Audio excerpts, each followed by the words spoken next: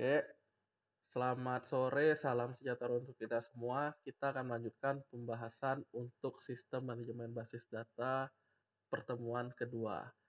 Nah, seperti di slide sebelumnya, yang pertemuan pertamanya saya udah nyampein ini pembahasannya akan ngapain.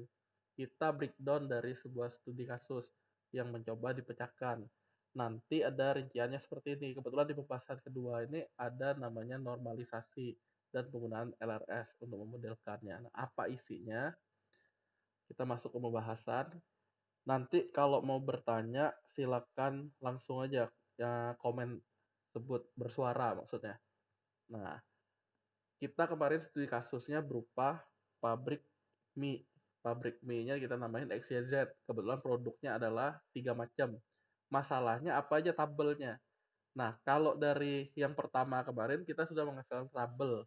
Namanya tabel 1. Oke, saya ulangin ya. Kemarin kita udah menghasilkan namanya tabel 1. Isinya 3 record. Dimana kalau mau outputnya seperti yang saya tampilkan di tabel ini, maka kita perlu ngapain? Nulis query. Select concat, field-nya apa, nah ditambahin titik. Contoh, nomor 1 titik, 2 titik, 3 titik. Itu tuh dari field ID. Ingat sekali lagi kalau mau bertanya, silakan di-unmute, kemudian langsung tanya aja, daripada makin jauh nanti. Sekali lagi, di sini ada nomor. Nomor tuh aslinya dari field ID, di mana menggunakan concat. Concat tuh fungsi di MySQL untuk menggabungkan jadi stringnya digabungin dengan apa misalnya. Contoh ID. ID itu aslinya 1, 2, 3. Kita bisa tambahin titik di ujungnya dengan tanda petik. Nah, contohnya ini ada titik, ada titik, ada titik. Kelanjutannya, tanggal tuh aslinya dia bentuknya tahun 4 digit minus bulan 2 digit minus tanggal 2 digit. Tapi kita bisa memformat date-nya dengan fungsi date format. Ini nih fungsi-fungsi bawaan MySQL. Concat, kalau di Oracle, di basis data lainnya, dia menggunakan simbol yang di atas enter, tanda lurus itu 2 buah. Kalau di MySQL, dia khusus pakai concat fungsinya. Nah, ada date format, bentuknya EMY ini bisa dilihat di fungsi date untuk MySQL. Kemudian untuk penamaan nama kolom, kita tinggal nambahin SS, S, S. Kalau dia ada spasi, pakai petik.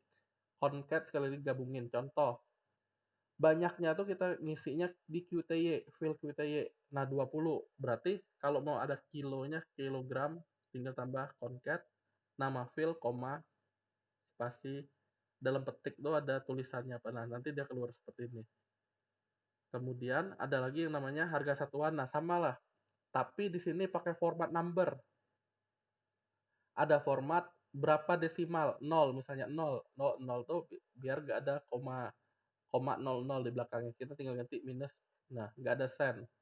Dan seterusnya, kurir accept. Terakhir kita sampai ini untuk pembahasan yang pertama. Nah, kita masuk pembahasan 2 ini lebih spesifik. Isinya apa? Nah, tabel tuh perlu dinormalkan. Istilah kerennya dibilang normalisasi. Normalisasi ini apa? Ada ceritanya gini nih. Kita punya struktur tabel, ID, tanggal. Kalau simpelnya sih, simpelnya ya bentuk kayak gini, simple tabelnya. Tapi dibilang kalau secara teori basis data, ini nggak normal. Nggak normalnya kenapa? Nah, kita ambil kasus seperti ini. Jadi, sekali lagi ini adalah struktur tabel, namanya tabel 1. Yang di mana? Yang di PHP-admin ini. Oke, yang di PHP-admin ada namanya tabel 1. Kalian tinggal klik structure-nya. Nah, tapi jangan lupa start Apache, start MySQL terlebih dahulu. Baru ngelihat struktur ini.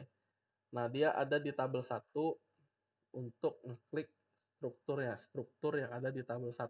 Nah, yang saya screenshot di PowerPoint ini adalah yang di PHP-admin. Sekali lagi, kalau kurang jelas atau mau komen, silakan aktifkan mic-nya. Jadi yang saya bilang tadi ID sampai kurir. Nah, yang ini adalah struktur dari tabel 1. Outputnya sudah sesuai yang diminta. Yang di bawah ini outputnya. Nah, ada tapinya. Kok bilangnya perlu dinormalkan atau normalisasi? Apa itu normalisasi? Sebelum saya jelaskan, ada yang mau bertanya dulu nggak?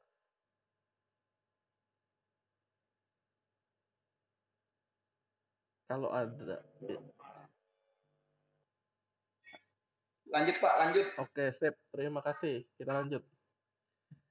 Eh, Normalisasi itu sendiri bisa dibilang, mana nih belum berganti slide-nya. Slide-nya pun udah saya share di Google Classroom ya.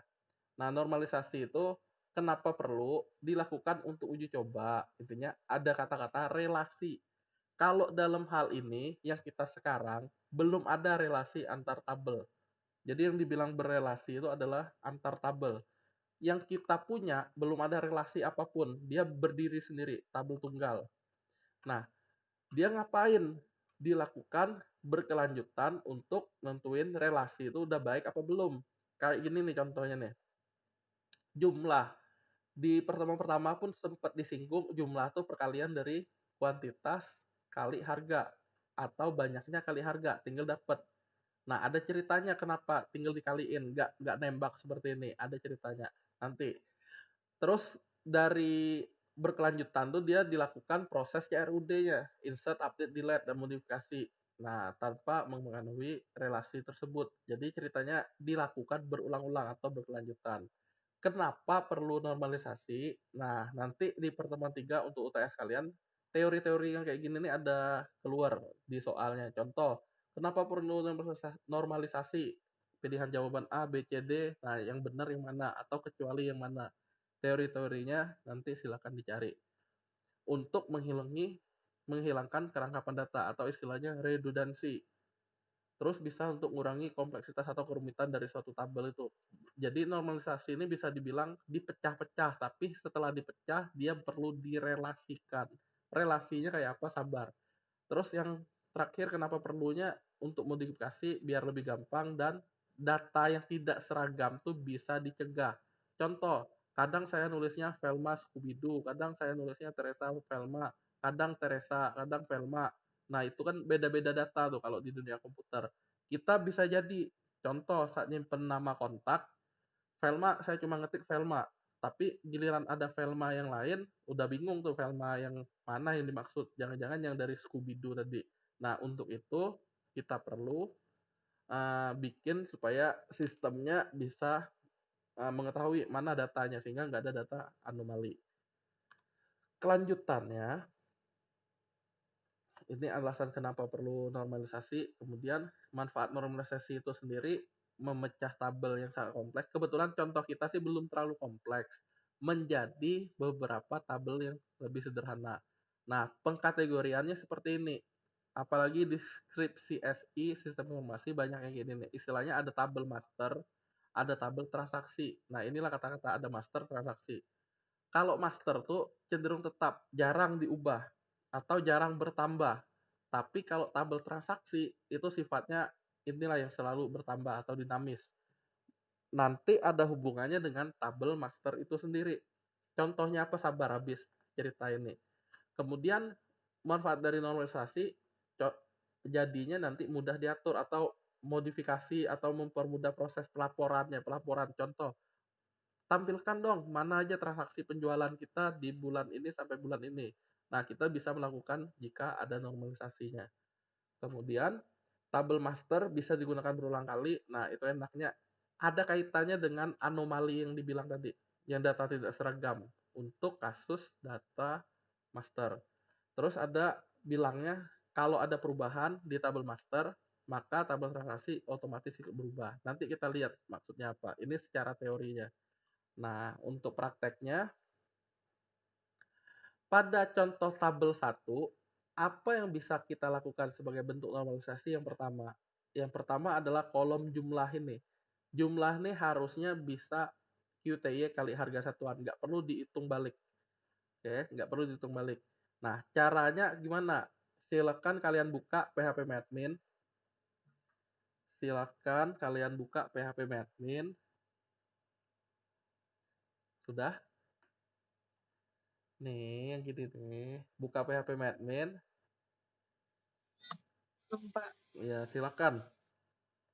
Silakan buka PHP. Kemudian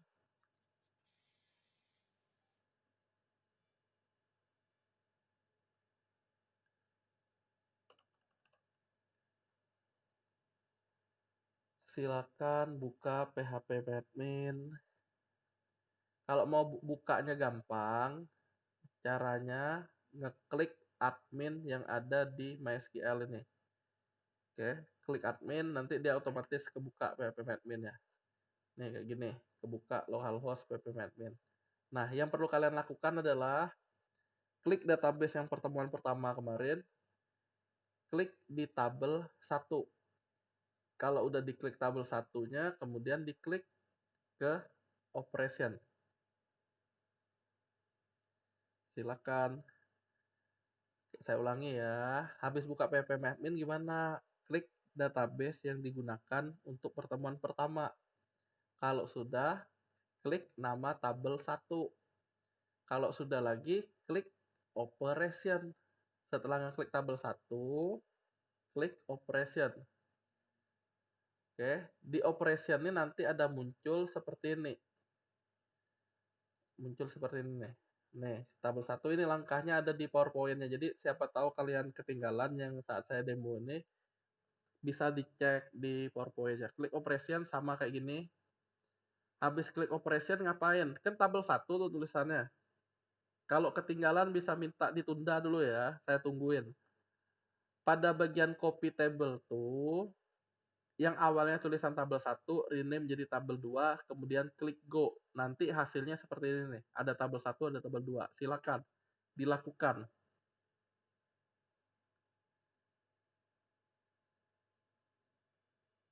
Kalau sudah bersuara ya.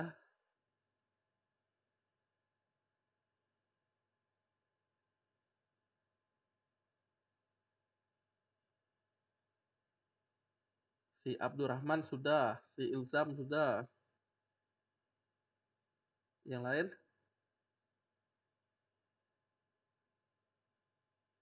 Ya, si Abdurrahman dan si Ilzam sudah. Sudah, Pak.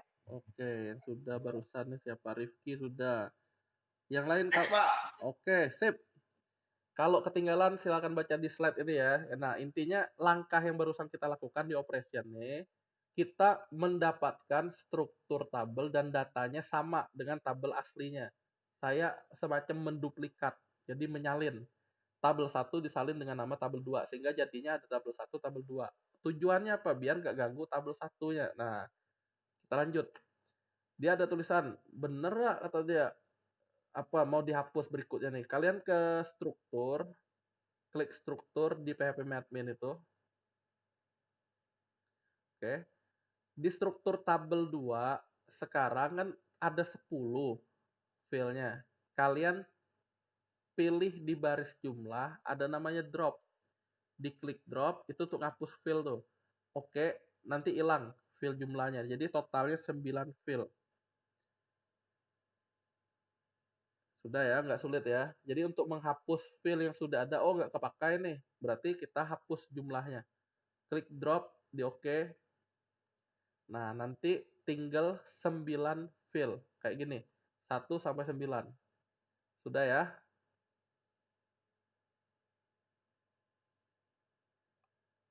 Sampai menghapus sudah. Atau saya tetap lanjut aja ya. Kalian kalau ketinggalan silakan di komen. Kalau ketinggalan aja komen aktifkan suaranya. Tapi kalau masih bisa ngikutin, saya lanjutin aja. Oke, kita lanjut.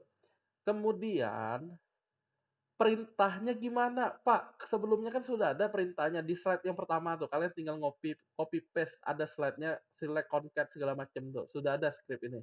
Atau di slide yang sekarang nih, kalian tinggal copy yang di blok warna hijau ini. Di copy, di paste ke ininya nih. SQL, di paste ke sini. Oke, di paste di bagian SQL. Saya ulangi. Kalau capek ngetiknya, kalian tinggal copy paste nih, yang warna hijau. Oke, taruh di tab SQL, pastein. Nah, saya sambil jelasin. Jadi kan kalau ngetik nih siapapun bisa, tapi tergantung waktunya cepat apa enggak. Saya jelasin aja intinya aja nih. Oke, siap-siap ya. Kalau mau rekam, sambil rekam, jadi bisa diulang-ulang. Tapi kalaupun mau sambil nyatat boleh juga. Ini saya jelasin per langkah-langkahnya. Select concat, ya nggak? Saya klik go aja nih, biar kalian ada gambarannya. Kalau saya klik go, jadi habis paste, diklik go, nanti keluar output. Nah, ini saya jelasin. Select concat ID. ID itu apa? ID itu nama file. Oke, ID sekali lagi adalah nama file. ID itu adanya di mana? Ya tabel 2 nih. Tabel 2 nih punya ID, file ID. Taunya dari mana? Dari struktur. Kalau kita lihat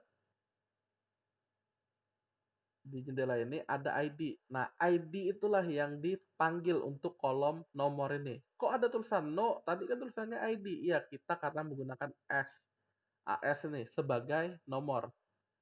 Concat itu sekali lagi adalah fungsi di MySQL untuk menggabungkan suatu string ke dalam record yang kita sebut ID. Misalnya field ID nih, fieldnya ID, di recordnya kita gabungin titik, berarti dalam petiknya titik, stringnya apa. Nah, kemudian ada kolom kedua, kalau merasa ketinggalan boleh di komen ya, kalau nggak ada saya tetap lanjut nih. Date format adalah fungsi di MySQL untuk menghasilkan tanggal itu outputnya kayak gimana. Nah, aslinya kalau kita cuma nyebutin TGL PSN, dia hanya keluar 2020 minus 08 minus 05. Bentuknya terbalik. Supaya bisa kita format gimana? Pakai date format, bentuknya EMY. E itu adalah sendiri tanggalnya, satu digit tanggal. Nanti di MySQL manual ada seperti ini kalau kalian mau nyari. M itu bulan versi lengkap, tapi bahasa Inggris Y itu sendiri 4 digit tahun. Ada Y besar, ada Y kecil. Nah, dalam hal ini Y yang kapital. Tanggal, tanggal. Nah, dia akan S adalah nama kolom aliasnya. Reseller sama kayak gini, masih sama, masih sama. Kalau mengandung spasi, kita wajib pakai dalam petik. Mau petik ganda atau petik tunggal, nggak masalah. Nah, di sini ada lagi nih, concat. Kali ini nambahin satuan kilogram. Kalau mau ada spasi gimana? Ya tinggal tambah spasi. Aslinya dia dari QTY. QTY itu isinya hanya angka. Nah, makanya di pertemuan pertama saya bilang, oh kayak gini nih cukup tambahin kayak gini, concat. Banyaknya karena bisa diolah. RP. Nah, RP ini perpaduan. Oh, concat ternyata nggak harus nama filenya duluan. Bisa juga string RP. Awalnya RP-nya nggak ada. Pemisah ribuan pun nggak ada. Nah, tinggal ini. Format. Format ini untuk format number agar keluarannya bentuk seperti ini. Ribuan. Dia ada pemisah ribuannya. Harga satuan. 0 nih adalah desimalnya. Jadi kalau mau koma 00, kita kan kebetulan nggak ada desimal kalau untuk harga maupun jumlah gitu, sehingga kita cukup main di 0. Tapi kalau dia ada main komanya, main desimal, kita tambahin angka 1 apa angka 2. Di belakang koma ada berapa digit. Nah, kalau ini sih simbol pemisah terakhirnya RP minus garis miring yang gini. Nah, inilah kuncinya sekarang. Awalnya kalau kalian lihat di sini harusnya cuma katanya jumlah yang berasal dari field jumlah. Di nomor 9 sebelumnya kan kita hapus. Itu asalnya adalah jumlah. Nah, tapi seperti yang saya bilang, jumlah itu bisa dinormalkan. Karena apa? QTY kali harga satuan. Dapatnya ya sama. Nah, kurir dan terakhir. Ini kali ini keluarnya ini kali ini keluarnya ini kali ini keluarnya ini. Nah, habis ceritanya. Oh, berarti sudah normal. Baru sekali pernormalannya. Normalisasi dilakukan berulang-ulang. Nah, inilah kuncinya. Kuncinya yang saya dalam kurung ini awalnya dia jumlah diganti jadi QTY kali harga satuan. Hanya itu. Kalau nggak ada masalah, kita lanjut. Nah, kelanjutannya seperti ini. Setelah saya filter, QTY kayak harga, query akan menghasilkan output, katanya sama persis dengan penggunaan field jumlah. Sampai tahap ini normalisasi untuk field jumlah sudah berhasil dilakukan. Ini saya ada pertanyaan nih untuk kalian, bonus tambah nilai bagi yang tercepat dan paling benar menyampaikan ke saya jawabannya. Oke. Pertanyaannya, jika output dari query sebelum normalisasi field jumlah Dan setelah normalisasi field jumlah, apa yang sangat berbeda dari kedua cara ini? Kelihatannya kan sama, tapi sebenarnya dia berbeda. Nah, ada yang mau nyoba jawab nggak? Silakan. Yang paling cepat dan paling benar. Di suara aja jawabannya. Silakan diberikan waktu. Kalau kurang jelas saya ulangi. Pertanyaannya tadi apa, Pak? Oke, saya nanya gini. Teks di slide sekarang kebaca nggak? Khusus yang Yang kanan, yang kanan. Iya, yang kanan tuh. Benar, khusus. ini. Ya, terbaca ya. Ceritanya gini.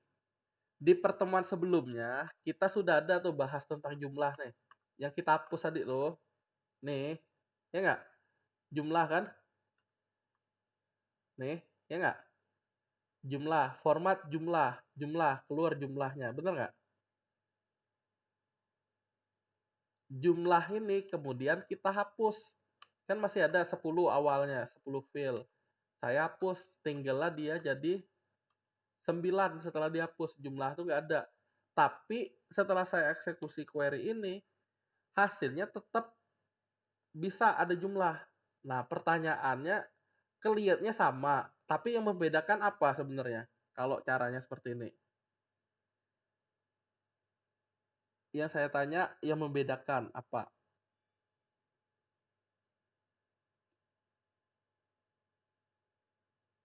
Ada yang mau coba jawab?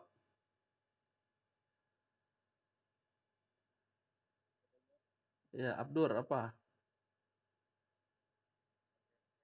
Agak digedein suaranya nggak jelas. Hah? Kamu agak deket sama mic-nya. Ya, apa coba?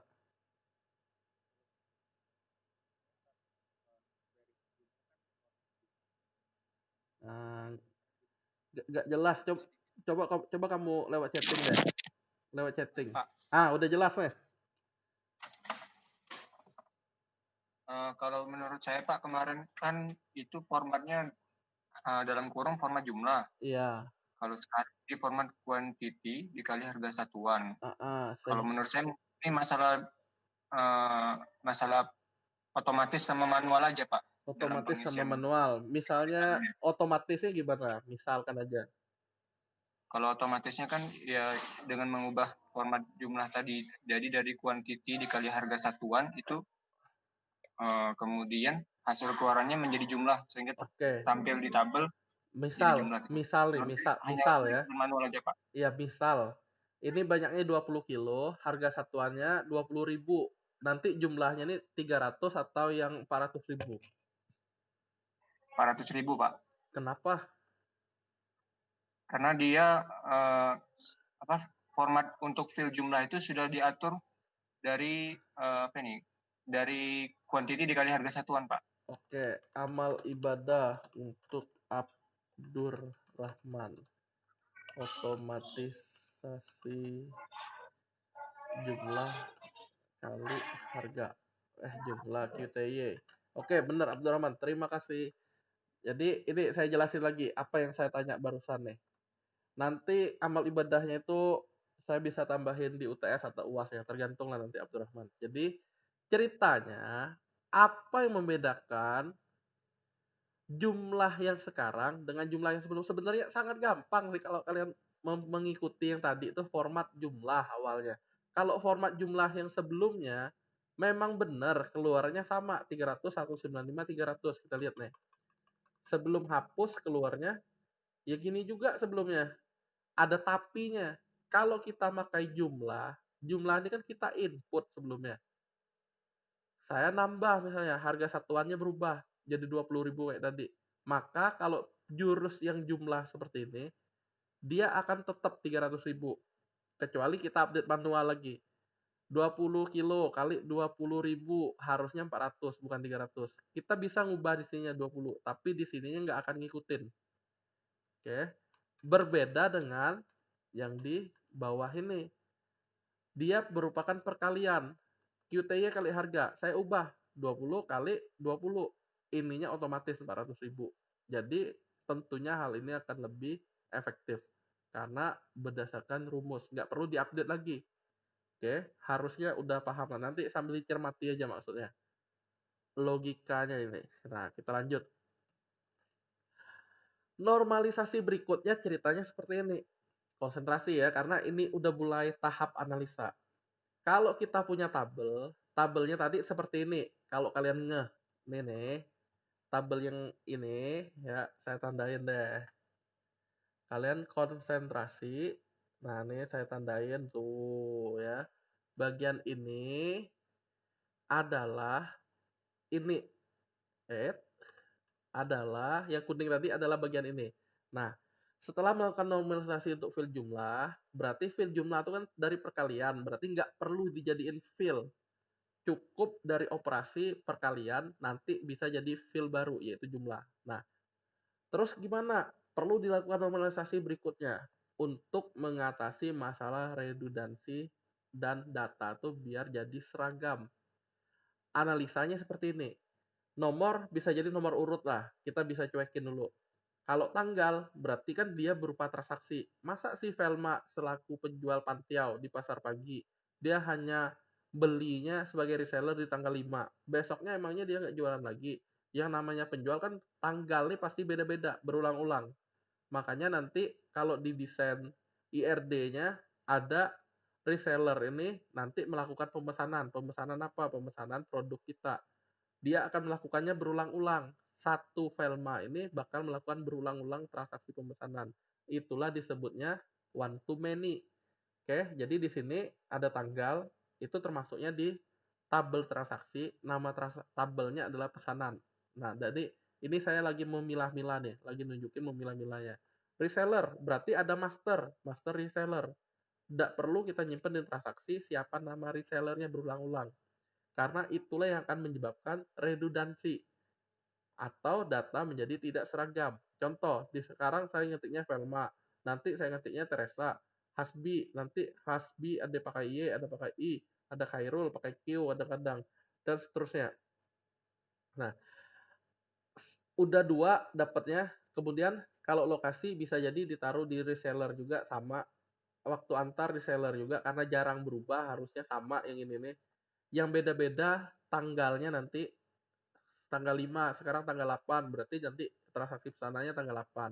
Pesanan, ada namanya detail. Nah, kira-kira apa detail nih? Dan ada master produk. Yang pasti ada nama produk ini di tabel produk.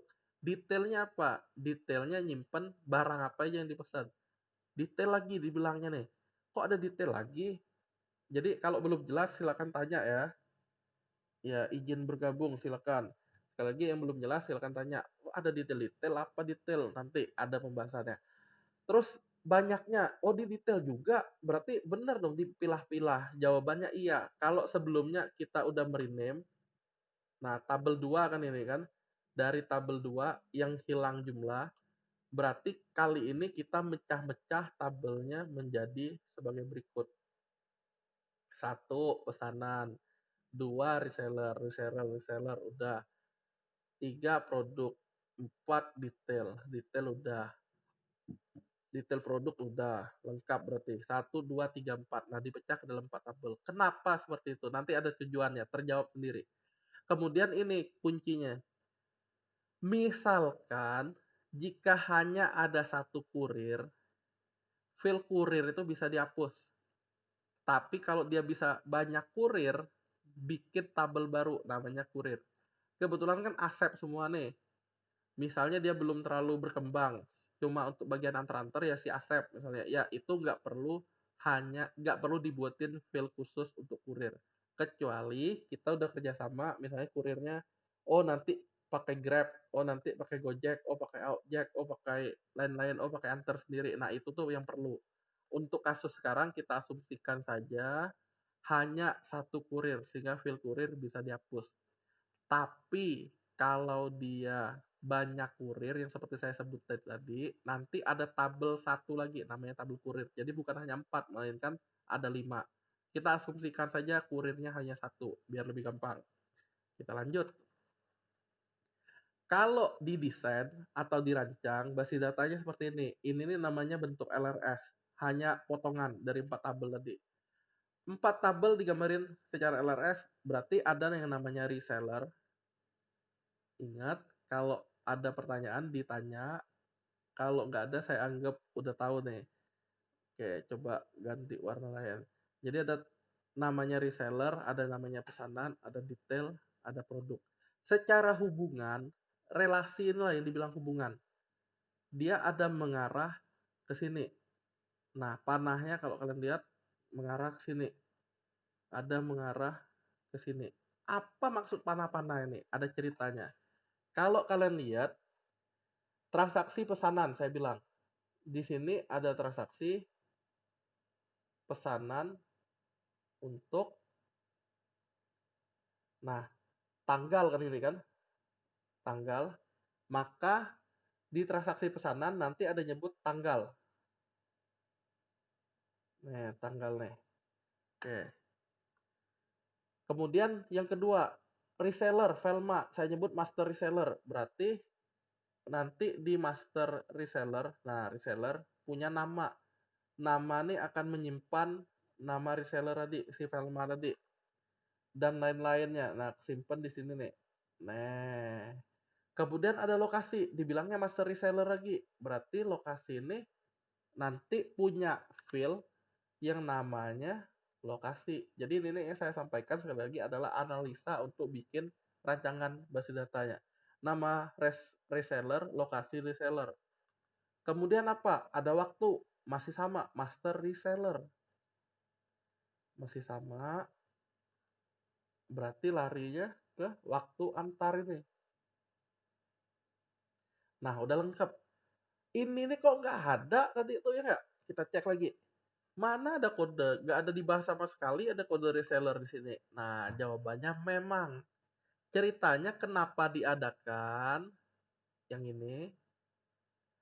Kok diadakan sih kode reseller? Jadi kalau belajar basis data memang perlu ditunjuk satu buah field sebagai pembeda. Field itu sendiri disebutnya sebagai key. Kalau dia berdiri sendiri kayak gini, key ini disebut primary key atau disebutnya PK. Itulah teorinya. Key yang namanya key hanya punya satu. Contohnya gini, nama yang agak biasa nih. Andriadi, namanya hanya satu patah kata. Bisa jadi kan mahasiswa lainnya dengan nama Andriadi juga. Tapi Andriadi yang berbeda. Andriadi ini supaya beda gimana? Makanya di sini pakainya file-nya adalah name, nomor induk mahasiswa. Nah, sama kayak si reseller. Yang ada Velma Scooby-Doo, ada Velma lain, tapi saya bisa cukup namain pakai kode, kode reseller, nanti kode itulah yang nyimpen key-nya. Oh, kalau kode ini berarti untuk si ini namanya. Dan seterusnya. Sama kalau kasusnya dengan name itulah. Name kalian hanya punya satu. Kecuali kalian kuliah 2 kali. Tapi NIM itu akan digunakan mulai dari awal kalian pertama kali kuliah sampai lulus nanti. Oke. NIM-nya kan beda-beda, nggak ada yang sama. Sama kayak kasus KD reseller ini, nggak ada yang sama nanti. Nah, kelanjutannya, ada pesanan. Saya bilang, ada detail, ada produk. Nah, ini ada ceritanya nih. Kita cek lagi, ini pesanan. Saya bilang, ada di detail, ada di produk. Maksudnya gimana? Ceritanya seperti ini. Di detail, saya hanya akan menyimpan yang namanya kode produk ini. Kode produk ini didapat dari dia ini. Jadi dia ini berelasi nih. Oke. Sedangkan nama produk yang dibilang pantiau mie kuning kulit itu adanya tersimpan di nama produk ini. Berarti ini beres nih. Nama produk pantiau segala macam. Nah, kenapa ada detail? Ceritanya gini. Kalau secara contoh, kebetulannya lagi masing-masing orang hanya mesen satu barang yang berbeda. Ada tapi nih, kan Firman nggak mungkin hanya jualan pantiau, dia bisa juga jualan mie nanti. Oh lah bosan jual mie, dia nambah lagi 3 lengkap. Jadi masing-masing penjual atau reseller bisa menjual lebih dari satu produk yang pabrik mie itu buat.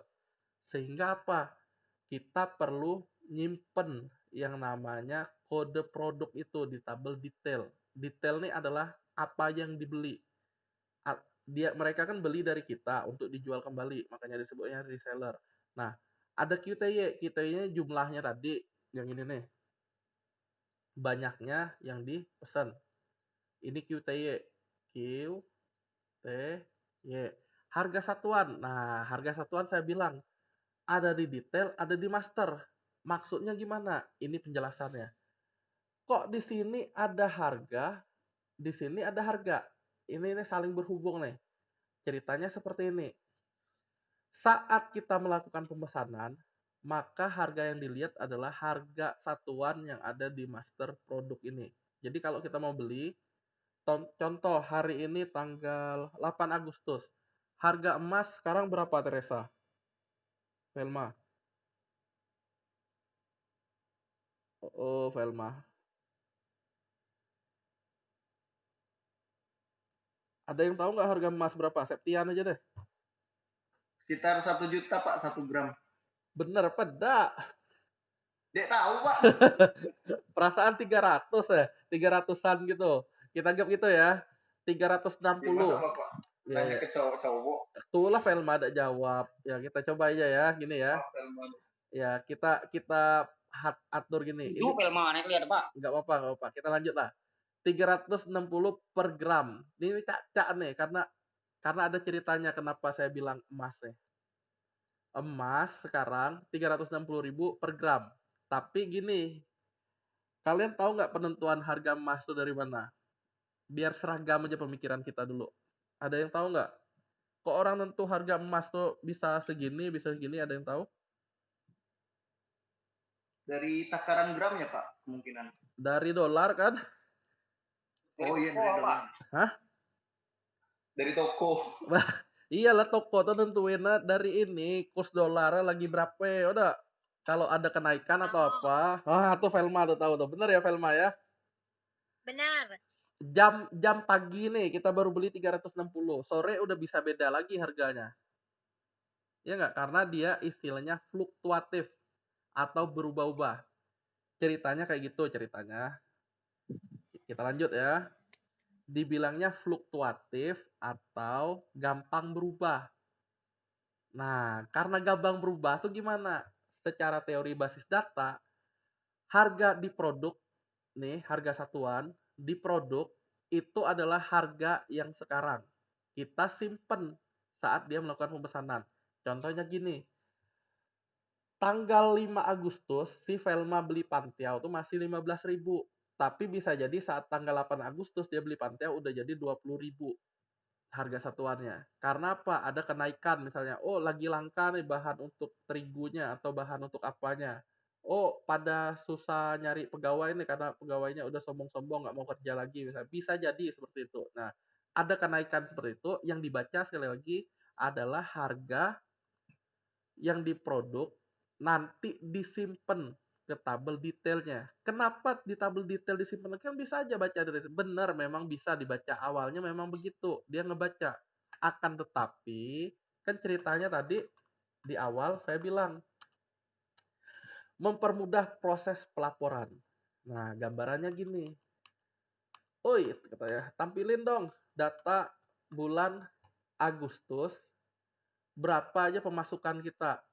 Si Velma ini tiap hari jual pantiau ceritanya. Tanggal 5 dia beli 15. Tanggal 8 udah naik jadi 20.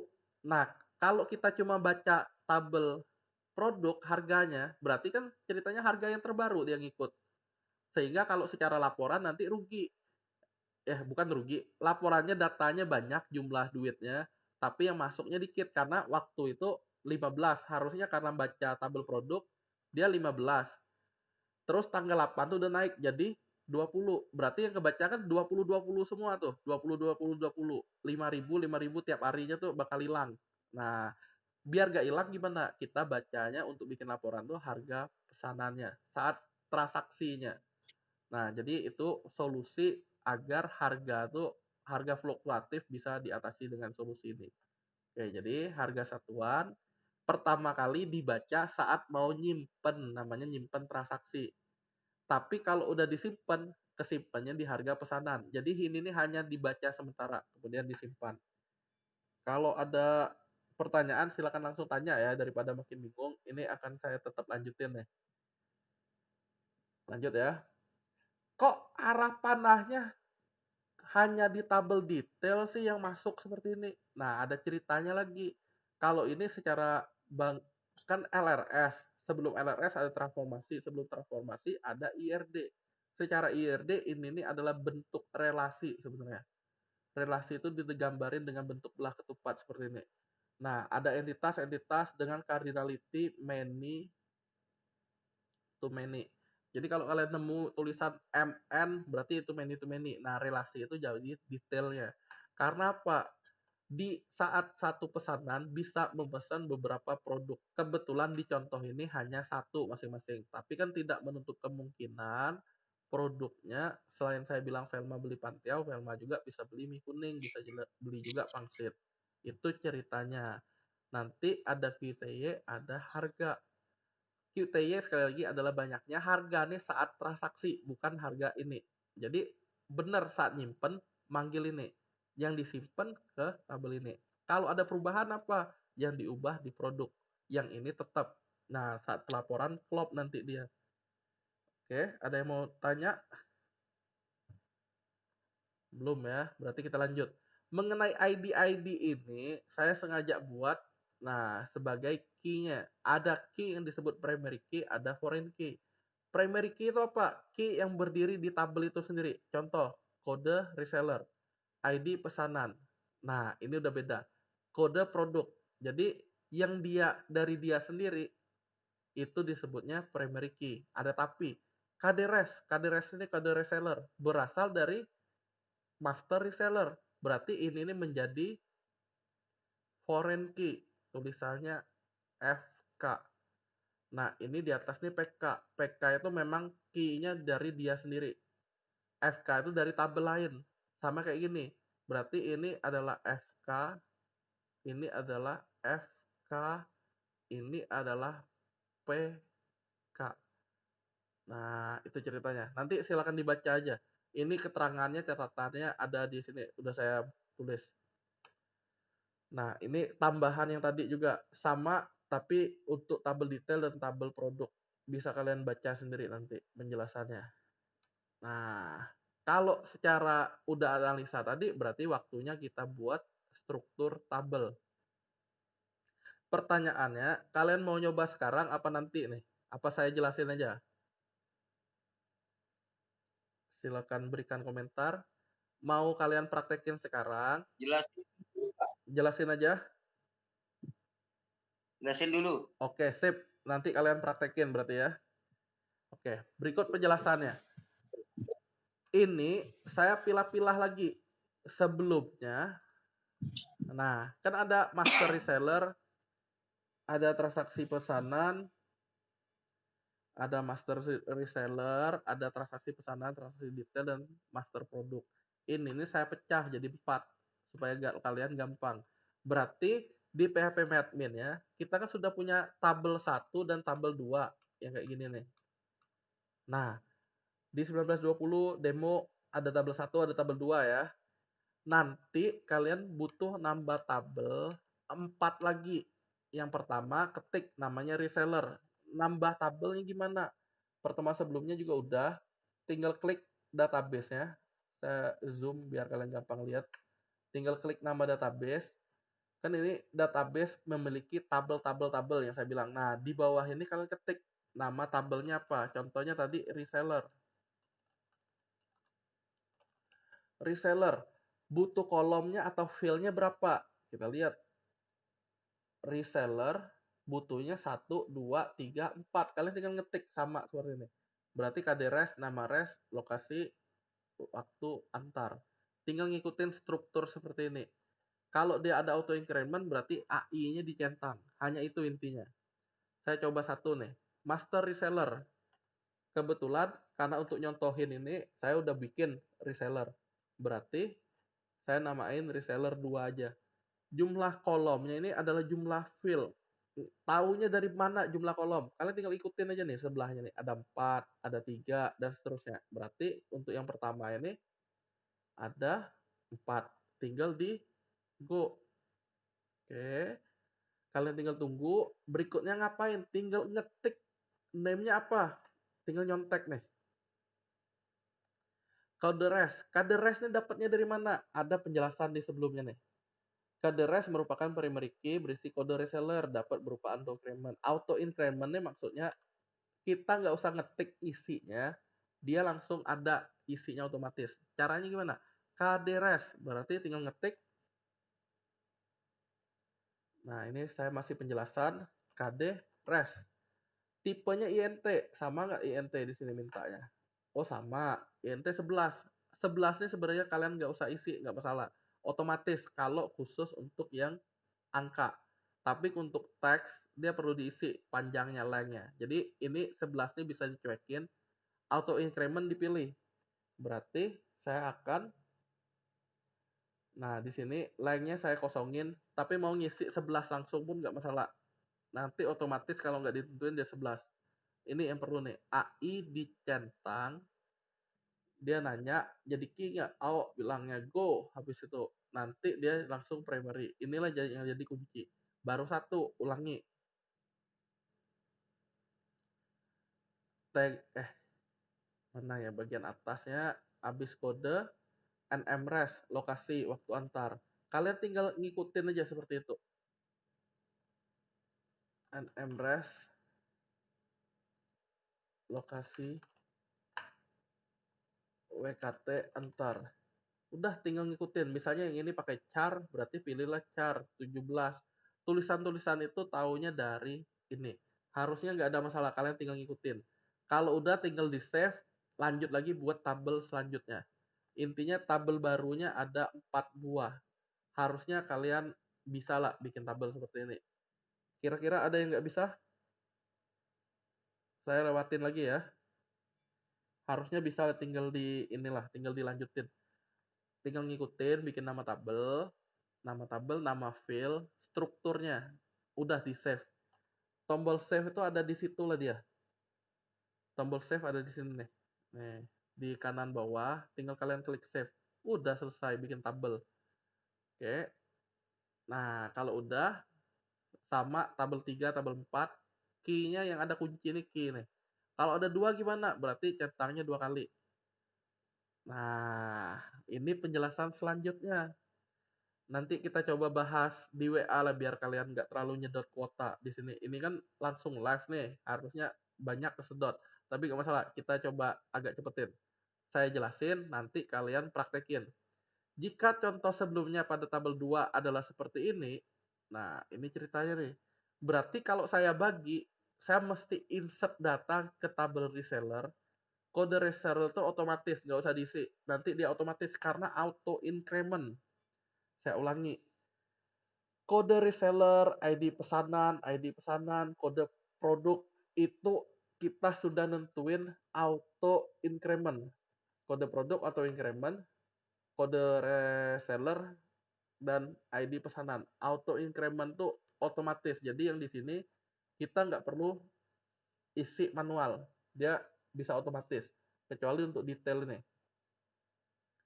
Nama reseller. Nah, sesuai strukturnya, kita tinggal ngambil data dari ini. Sama datanya persis. Kecuali yang jadi kode ID. Kode ID. Nah, hubungannya mana yang saya tanda-tanda ini? Jadi, reseller nih nanti akan terhubung dengan tabel, namanya tabel pesanan. Kita lihat hubungannya. Contoh, angka 1 di reseller, kode reseller ini akan sama dengan angka 1 yang ada di kode resellernya pesanan. Inilah disebut relasi. Kode reseller 2 berarti namanya adalah Hasbi. Kebetulan adanya di sini. Dan yang ketiga, hubungannya di sini. Nah, inilah hubungan. Larinya kemana? ID pesanan nanti punya detail. Berarti satu, kebetulan satu ketemu satu, kebetulan aja nih. Nanti kalau udah beragam data, dia baru agak beda. Nih, sini. Nih, ke sini. Oke, ini arah-arahnya. Sedangkan produknya kebetulan lagi. Ya, satu ketemu satu. Nanti kalau udah recordnya beda, sekali lagi bisa berbeda. Nah, ini ke sini. Dan ketiga, larinya ke sini. Itulah yang dibilang hubungan atau relasi antar tabel. Kalau sudah tahu relasi seperti ini, maka query-nya akan jadi lebih gampang. Kita lihat ya. Sebelumnya saya bilang, reseller, kode res kan, akan sama dengan kode res yang ada di pesanan. Berarti, kita nyebutnya gimana secara program? Kode res yang ada di reseller akan sama dengan kode res yang ada di pesanan. Oke, ini relasinya. Relasi. Satu. Relasi satu adalah ini. Saya coba warnain beda. Dia ini akan sama dengan dia ini. Nah, udah sangat jelas kan harusnya nih. Ini sama dengan dia ini. Kemudian, kalau kita lihat lagi ya, ID pesanan nih akan sama dengan detail yang ada di ID pesanan. ID pesanan akan sama dengan detail yang di pesanan. Saya coba ganti warna lain. Warna ini. Dia ini akan sama dengan dia ini. Nah, kita lihat kalau secara query nulisnya gimana. Jadi analisa dihubungkan dengan implementasi. ID pesanan akan sama dengan ID pesanan di detail. Pesanan detail, kita cek. Pesanan, ID pesanan akan sama dengan detail ID pesanan. Inilah relasi yang kedua. Relasi kedua. Inilah hal yang penting. Di mana syaratnya? Di mana penghubungnya adalah di mana dan. Nah, kelanjutannya yang ketiga, tentunya produk dengan kodenya. Kita lihat. Nih kan, kode produk akan sama dengan produk. Jadi masing-masing key lah dari saya yang gambar-gambar ini, itulah hubungannya. Jadi lebih enak menggambarkannya nanti. Nah, ini dia nih, ke sini larinya. Oke, kalau udah dapat deh dia relasi ketiga. Keluarlah output seperti ini. Tapi yang dikendaki seperti yang di bawah. Udah hampir mirip belum? Jawabannya udah hampir, tapi ada yang perlu tampil, ada yang perlu enggak. Kita lihat nih. Nomor, ada titiknya. Kita baru kode res. Nomor itu kan didapat dari ID pesanan nanti. Nah, berarti belum. Tanggal, di tanggal nih, tanggal pesanan nih, belum juga. Reseller, oh resellernya sama, tapi kita punya nama res. Lokasi udah sama, tinggal huruf L-nya besar. Waktu sama, tinggal tulisan di labelnya ini. Pesanan, oh pesanannya adalah nama produk nanti. Banyak nih adalah QTY. Oh, belum ada kilo. Harga pesanan. Mana harga pesanan? Harga pesanan adalah harga satuannya sekarang yang dimau. Nah, berarti harga satuan yang ini nanti yang dibaca harga satuan yang diproduk tersimpannya di harga pesanan. Dibaca di sini bukan harga satuan yang dari produk lagi, melainkan dari harga pesanan. Nah, kita lihat nih. Kalau saya tandain, alurnya nanti jadi seperti ini. Coba warna lain nih. Warna merah. Kode, nomor. Ini nggak dipakai. Nama reseller, dia ini. Lokasi, dia ini. Waktu, dia ini. Nah, kode pro. Kode produk, enggak. Nama produk, dia ini. Harga satuan. Nah, harga satuan ini nggak kebaca lagi. ID ini nanti larinya ke sini. Alur perpindahannya. Tanggalnya ke sini. Kemudian kode reseller di sini enggak. ID ini enggak. Ini enggak. QTY kepakainya di sini. Ini kan tulisan harga satuan. Kok bukan harga satuannya sini sekali lagi? Kalau udah bahasnya di transaksi, udah keluar dari transaksi, ini nih harga satuan yang dibaca adalah saat dia memesan kaitannya dengan harga fluktuatif tadi. Jumlah ini dan ini kali kurir. Nah, kurir ini tanya tadi disuruh dihapus, tiba-tiba ada katanya. Kita nggak ada punya kurir. Saya bilang diasumsikan kurirnya hanya satu. Solusinya gimana? Sabar. Sekali lagi, arahnya kemana? Nama responden adalah nama reseller adalah ini, lokasi adalah ini. Udah saya tandain masing-masing nih. Nah, kita lanjut. ID pesanan saya akan ngambil dari tabel pesanan. Ini berarti larinya ID pesanan. Tanggal pesanan ngambilnya dari ini, berarti lari ke sini. Nama reseller adanya dari tabel reseller, berarti larinya ke sini. Lokasi sama. Nah, resellernya waktu antar. Nah, jadi ceritanya kalau yang sebelumnya belum berurutan, kan kita tergantung output yang dikendaki. Nanti soal UAS-nya model-model gini juga nih. Jadi saya ngasih output, dari output nih query-nya perlu apa? Padahal kalian punya datanya seperti ini misalnya. Caranya gimana? Ya nunjukin yang model-model query seperti ini. Saya lanjut. Awalnya kode res, nama res, lokasi belum berurutan. Kita mau berurut gimana? Ya caranya seperti ini. Kita sebutin select mulai dari kolom pertama, kolom kedua, kolom ketiga, kolom keempat, kolom kelima, dan seterusnya. Dapatnya gimana? Nah, ini udah dapat jumlah nih. Jumlah tuh dari perkalian. Saya warnain beda lagi nih. Nah, jumlah tuh dari perkalian ini. Nah, dapat nih. Nah, ini nih yang lucu nih. Kurirnya tadi nggak ada di atas ini. Tapi kali ini muncullah si Asep. Nah, muncul si Asep nih. Tenang, si Asep bisa dijadiin kurir karena diasumsikan. Nah, ini nih. Diasumsikan kurir tuh hanya satu orang. Sehingga file kurir bisa dihapus. Nah, supaya tetap ada tulisan kurirnya ini gimana? Kita nggak perlu spesial buat dia file baru. Cukup menggunakan fungsi concat yang di MySQL sebagai kurirnya. Nah, ini dia. Oke, dari tabel apa disebutin? Reseller, produk, pesanan, detail. Dipisahkan dengan koma. Mudah dapat nanti nama-nama barang seperti ini. Tapi belum sesuai juga. Harusnya di sini no. Di sini tanggal, reseller, masih beda judul kolomnya. Nah, untuk judul kolom sendiri, kita menggunakannya yang saya bilang sebelumnya tadi. Ada kata-kata S, S, S, dan seterusnya. SSS itulah yang bikinin nama kolomnya. Oh iya ya, udah hampir mirip kalian bilang kan, ada reseller, ada lokasi, waktu, pesanan banyak, harga, jumlah, kurir. Udah sama nih. Nih sama, nih sama. Yang bagian atas sudah sama, yang beda jeng-jreng, yang ini berbeda dengan ini. Apalagi yang beda? Oh, ini nih, jreng-jreng, gini beda. Oh, ternyata harganya beda juga. Nah, masih dikit lagi. Ada lagi query tambahannya. Kalau mau tanggalnya keluarnya sama kayak tadi, berarti seperti yang saya bilang, kita mesti pakai date format. Date format. Nah, ini date format.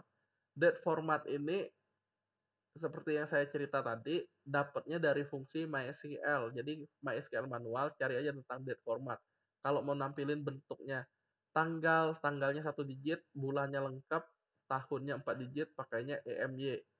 Ada DMY juga. Jadi bukan DDMMYY kayak yang di pemrograman visual, yang ini udah cerita beda lagi. Kemudian, nah ini belum ada kilonya, belum ada RP-nya. Jadi solusi yang ini adalah pakai date format. Saya sampaikan bertahap. Kelanjutannya sudah ada pakai kilo, berarti concat lagi hubungannya. Jadi kalau mau ada tulisan tambahan, string tambahan menggunakan concat. Concat itu fungsi yang di MySQL, sudah bawaan. Nanti ada di dalam petik inilah yang mau kita ketiknya. Kelanjutannya harga satuan. Harga satuannya sama lah, concat juga. Bedanya gini concatnya. Kalau ini concat, dia belum, nah concat belum ada pemisah ribuan. Nih, belum ada pemisah. 15.000 RP sudah ada, minus ini udah ada. Pemisah ribuannya gimana? Menggunakan yang namanya format. Nah, ini nih, format, detail. Nah, formatnya mau berapa desimal di belakangnya. Dapatlah nanti dia pemisah ribuan, format number. Nah, tahap-tahapannya itu. Jadi, skripnya ini bukan kalian ketik ulang ya, tinggal di copy paste. Bagian mana yang berubah? Oh, kelanjutannya ini. Oh, kalau nambah ini hasilnya apa? Kalau nambah ini hasilnya apa? Nah, ujungnya gini. Lah, katanya, outputnya sama nih. Yang dikendaki kan yang di bawah nih, kita ngambil dari awal. Kok sama lah dengan yang di atas nih, tapi codingnya begitu banyak. coding begitu banyak tuh maksudnya gini nih. Kita lihat. Cerita sebelumnya, query-nya hanya seperti ini. 4 baris pendek lagi. Tapi yang ini panjang banget, weh katanya. Kok output-nya sama tetapi query lebih panjang? Mau nyusahin ya katanya gitu kan. Tapi belum tentu nyusahin.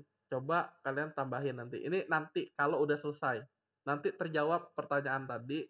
Ada yang pendek kok nyusahin gitu dan mau panjang-panjang. Nah, nanti kita lihat nih buktinya di sini. Tapi ada baiknya kalian mempraktekkan dulu. Nah, untuk menghemat kuota kalian, kita lanjutnya di WA. Kalian praktekin, kalau ketemu masalah, kita ke WA. Intinya pertanyaan terakhirnya ini, baru terjawab jika kalian sudah mengerjakan query-query ini. Cara paling simpel adalah copy paste query-nya, paste di SQL, tapi ngerjainnya bertahap. Oke, apakah cukup jelas?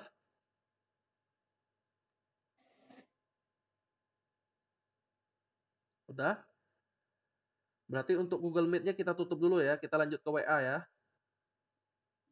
Ya, Pak. Oke, siap. Ya, terima kasih. Saya tutup dulu untuk sesi Google Meet-nya. Terima kasih atas koordinasinya udah mendengarkan. Kita lanjut WA. Dadah. Dadah. Terima kasih.